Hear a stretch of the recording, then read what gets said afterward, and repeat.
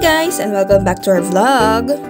Throwback vlog muna tayo ulit for today's video Sobrang tagal na itong video na to at hindi ko rin maintindihan bakit hindi ko agad na i-post to. Anyways, lumabas kami ni Glenn yan kasi holiday, araw ng kalayaan. Pero Saturday siya, year 2021. Parang date na rin siguro to kasi kami lang dalawa. Matagal-tagal na nga rin kami nakatira sa Cavite pero hindi pa kasi kami nakakapunta dito sa famous Kabyang Tunnel na to. Kaya eto na yung chance na yun to find out. Napag-alaman ko nga na ang Kabyang Tunnel pala ay famously known as the longest road tunnel. Meron itong 4.8 vertical clearance at may 300 meters na haba. Ang tunnel na ito ay ginawa noong 2009 at nabuksan sa publiko noong 2013. At ang sole purpose nito ay yung mapadali ang biyahe ng mga pumupunta ng Tagaytay at Batangas. So it means pinagko-connect niya ang Batangas at Cavite. Located ito sa loob ng Baragondon, Cavite along Nasugbu-Ternate Highway. Normal nga na spot to kapag weekends or holidays para sa mga nagra-rides mapamotor man o bisikleta. Kaya sigurado laging maraming tao dito. Pero during nung time ng pandemic, katulad nung pumunta kami, wala halos tao na tumatambay around the tunnel. At during those times, pinagbabawal na muna ang paghinto para magpa-picture taking. Kaya wala kaming picture dyan.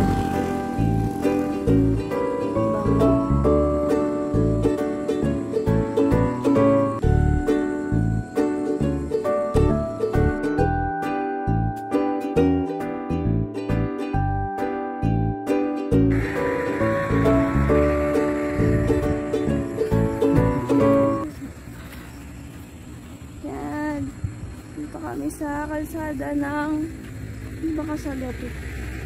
Kalsada na papunta ang Kabyang Tunnel. Malapit. Near. Oo, yung bundok. Yung bundok yan. Ayun, fog. That's the fog. Pag dumiretso ka dun sa kalsada yan, nasa likod namin, papuntang Kabyang Tunnel yan. Tama, tama. Tapos dito, kung saan nandun si Eleanor, pabalik na yan. Pa Manila na. Samahan nyo kami. Punta tayo sa simbahan.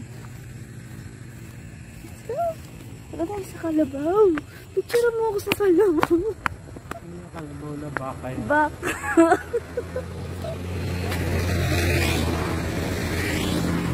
Picturean mo ako sa kalsada. Dahil wala may time na walang tao.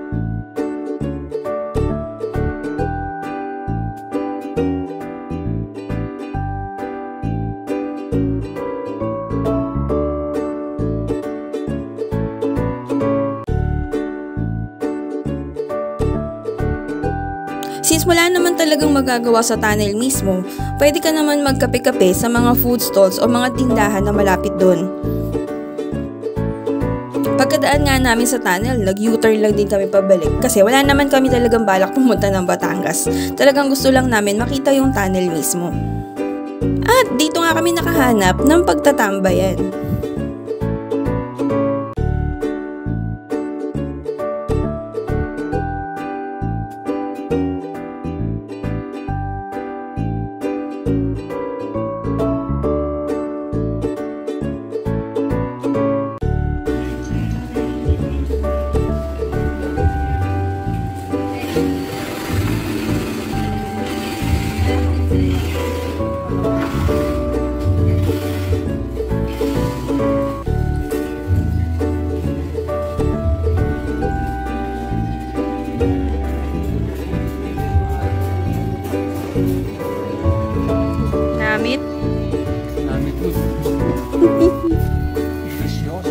Black coffee with tuna sandwich.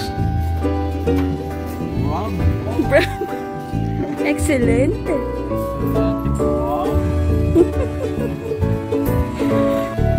Tay, totoo ba yung nasa likod mo? Nakasabihan. Ay, sa taas. Buti pa ang sinaing. Binabantayan. Binabalikan. Iiwan. Totoo ba yan? Parang yun. Sunod-sunod pa nga nagkamali tayo ng ano tayo. Pero paano? Pang mga ano yata to eh. Mga iniwan. Coffee lang siya. Anong klase mo? Sarap naman.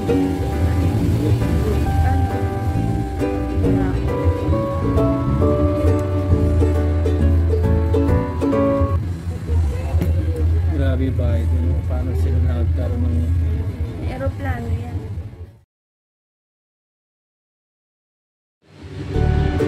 araw kayo ng Sabado? Dahil ang aking asawa ay nag-request na magkabayang kanan daw kami. So ako naman si Matsunod. Sunod agad. Kasi pag hindi matsunod, chuchungit. Ganun. Si Aya mo pala. Marakot ka lang pang masulit ang Hindi, gusto ko rin siyempre. Next time ko nakarating dito. maganda yung gusto ko. Parang ng ano rin taray. Sarayaan. Igal haliday na yun.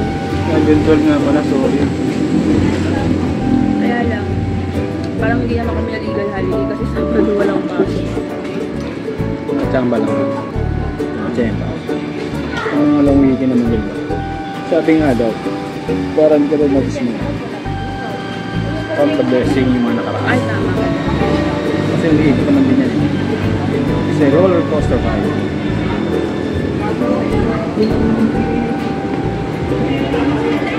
Diba? Tama ba?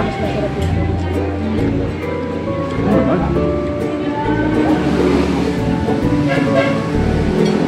Sayang hindi makita sa camera eh.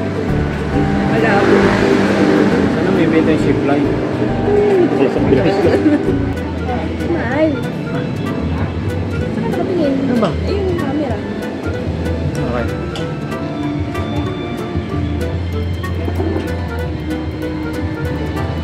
Nasaan na? Eh, video yan eh. Paano mag-picture? Tanga lang. Sino basta nga?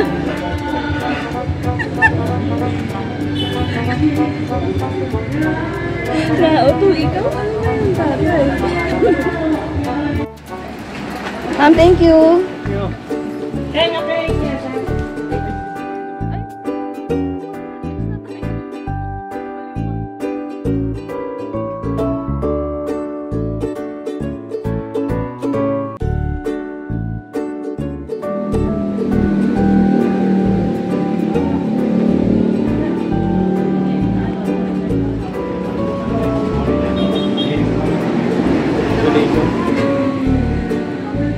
Yan, sintasan mo ko.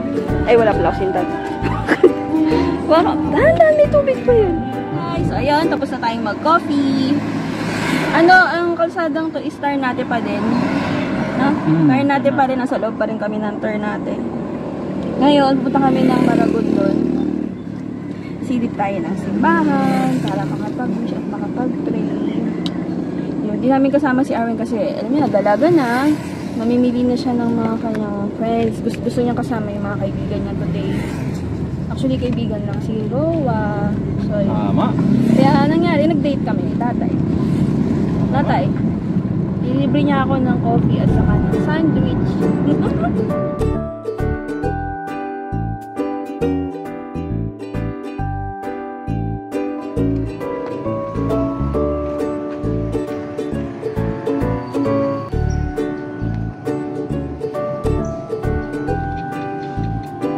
At binisita nga namin ang isa sa pinakamagandang simbahan dito sa Cavite, ang simbahan ng Maragondon, o kilala as Our Lady of Assumption Parish Church.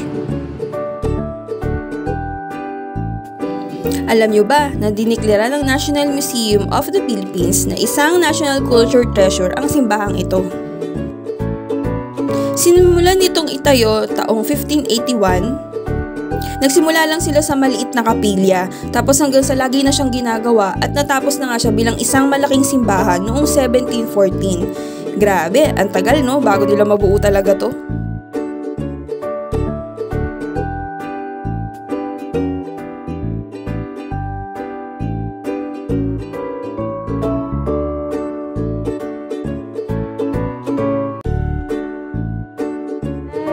Nakarating na po tayo sa Our Lady of Assumption, Maragondon Church. Yan. Since 16th century nung tinayo itong simbahan natin. Sa mga magagandang simbahan dito sa Cavite. Ay tayo. Hello.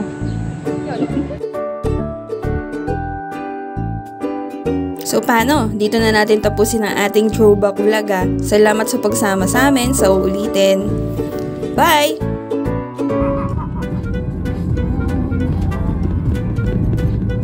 Ricardo! Si Babalo. Babalo? Ikaw ha? Gusto mo barinig kita sa mukha?